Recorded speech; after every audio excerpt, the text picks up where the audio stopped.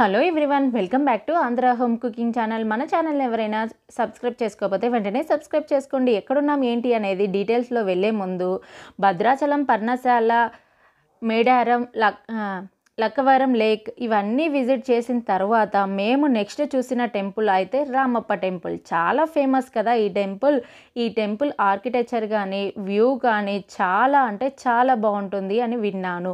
నేనైతే first time visit చేస్తున్నాను. మరి మీరు ఎప్పుడైనా ఈ టెంపుల్ని విజిట్ చేస్తే మీకేం నచ్చిందో ఈ టెంపుల్లో కింద కామెంట్ చేయండి. నాకైతే ఈ టెంపుల్ ఆర్కిటెక్చర్ అయితే సూపర్ అనిపించింది. భద్రాచలం టెంపుల్లో వచ్చాము, దర్శించుకున్నాము, పాపికొండలు వెళ్ళలేకపోయామే అని చాలా బాధపడ్డాను. కానీ ఈ టెంపుల్స్ అన్నిటినీ దర్శించుకున్న తర్వాత ఎస్పెషల్లీ నాకు ఇష్టమై నేను ఎప్పటి నుంచో అనుకుంటున్నా సమ్మక్క సారక్క ఆ టెంపుల్ని కూడా దర్శించుకున్న తర్వాత చాలా హ్యాపీగా అనిపించింది. లక్కవరం లేక్ కొంచెం డిసప్పాయింట్ చేసిన రామప్ప టెంపుల్ మాత్రం చాలా హ్యాపీనెస్ని ఇచ్చింది. ఇక్కడ చూసారా, అడుగడుగున కార్ పార్కింగ్కి 100 రూపీస్, 50 రూపీస్ అయితే ఛార్జ్ చేస్తూనే ఉన్నారు. ఇదైతే నాకు నిజంగా నచ్చలేదండి. మరీ దారుణంగా మనం వెళ్తున్న ప్రతి చోట టెంపుల్స్ దగ్గర కూడా పార్కులు అంట. చూడండి, ఇక్కడైతే టెంపుల్ దగ్గర టెంపుల్కి ఒక 1/2 కిలోమీటర్ దూరంలో అయితే మేము కార్ పార్క్ చేసాము. అక్కడ ప్లేస్ లేదని చెప్పి.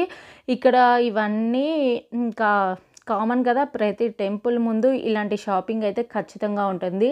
ఇలాంటి షాపింగ్ ఉన్న ప్రతి చోట ఆడవాళ్ళం అయితే ఖచ్చితంగా వెళ్ళిపోతాం. మనకన్నా ముందు మన పిల్లలు అయితే వెళ్ళిపోతారు. ఇక్కడ టాయ్స్, హ్యాట్స్ ఇవన్నీ చాలా బాగున్నాయి. ఈ మిర్రర్స్ అయితే నాకు చాలా బాగా నచ్చాయి. ఆల్రెడీ నేను శ్రీశైలంలో అయితే ఇలాంటి మిర్రర్ తీసుకొచ్చాను. అందుకే నేను ఇంకా వెళ్ళిపోయాము ఇక్కడి నుంచి చూసుకుంటూ. ఒక్కసారి మీకు చూపిద్దామని చెప్పేసి వీడియో అయితే తీశాను. ఈ బుట్టలు ఇవి కూడా నాకైతే చాలా బాగా నచ్చాయి. ఇవైతే మా శ్రీశైలంలో ఇంకా మంచిగా ఉంటాయని చెప్పేసి అక్కడి నుంచి వెళ్ళిపోయాం. చూసారు కదా, రామప్ప దేవాలయము. రామప్ప టెంపుల్ అయితే చాలా బాగుంటుందండి. ఈ టెంపుల్కి ముందు ఉన్న పార్క్ కానీ ఈ గ్రీనరీ కానీ చాలా బాగుంది. చాలా ప్రశాంతంగా ప్లెజెంట్గా అనిపించింది. ఆ పిల్లలు స్పెండ్ చేయడానికి కానీ మనం వెళ్ళి చూడడానికి కానీ చాలా మంచిగా అనిపించింది. ఈ టెంపుల్ అన్నీ చూసిన తర్వాత నాకైతే 2 టెంపుల్ అయితే బాగా గుర్తుకొచ్చాయి. కర్ణాటక వెళ్ళినప్పుడు టెంపుల్ ఒకటి గుర్తొచ్చింది. తర్వాత వరంగల్ టెంపుల్ అయితే బాగా గుర్తుకొచ్చిందండి. ఎస్పెషల్లీ కర్ణాటక టెంపుల్స్ అన్నీ ఇవే మోడల్లో ఉన్నాయి.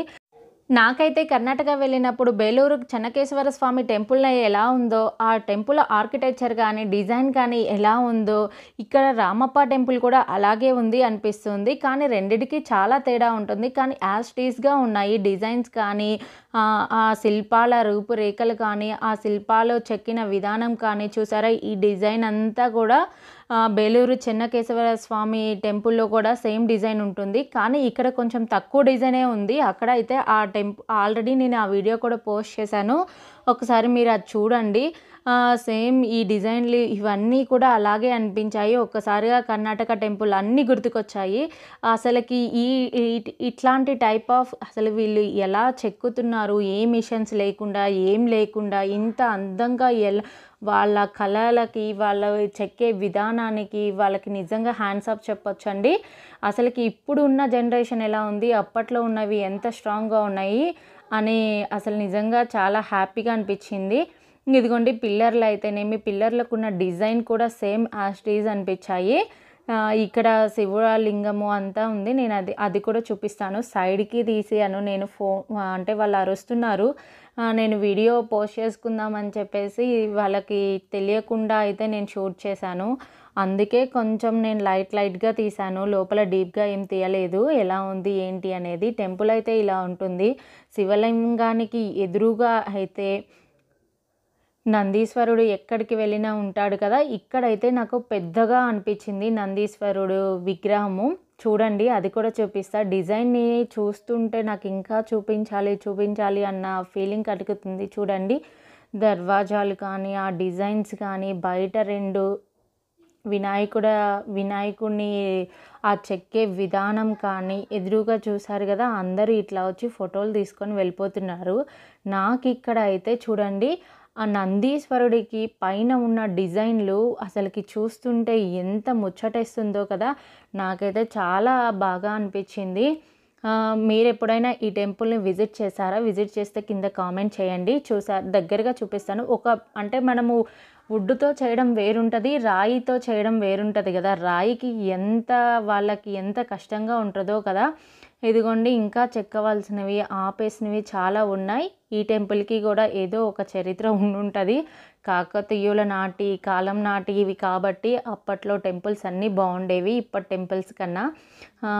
ఇక్కడ కోతులు ఎక్కడికెళ్ళినా గుడి దగ్గర అయితే కోతులు ఉంటాయి కదా! ఆ పక్కనే ఏదో ఇక్కడ బోటింగ్ ఉందని చెప్పి తీసుకొచ్చాడు మా హస్బెండ్ అయితే. ఇక బోటింగా అని మేమైతే వెళ్ళలేదు దగ్గరికి. పక్కనే చూసుకొని ఇట్లా వచ్చేసాము. భద్రాచలంతో స్టార్ట్ చేసింది మా జర్నీ అయితే. ఇదిగోండి రామప్ప టెంపుల్‌తో అయితే ఎండ్ అయిపోయింది. ఇక్కడైతే ఇంకా ఇంటికైతే రిటర్న్ అయిపోతున్నాము. ఈవినింగ్ కల్లా ఇంటికెళ్ళిపోవాలి. మళ్ళీ రెయిన్ పడకముందే వెళ్ళాలి అనుకుంటున్నాం. వర్షం పడేలాగా అనిపిస్తుంది. దారిలో వర్షం పడకుండా ఉంటే బాగుండు అనుకుంటున్నాం. మరి ఈ వీడియో కనుక మీకు నచ్చినట్టయితే లైక్ చేయండి, షేర్ చేయండి, సబ్స్క్రైబ్ చేయడం మర్చిపోకండి. Thank you for watching. Thank you. Bye.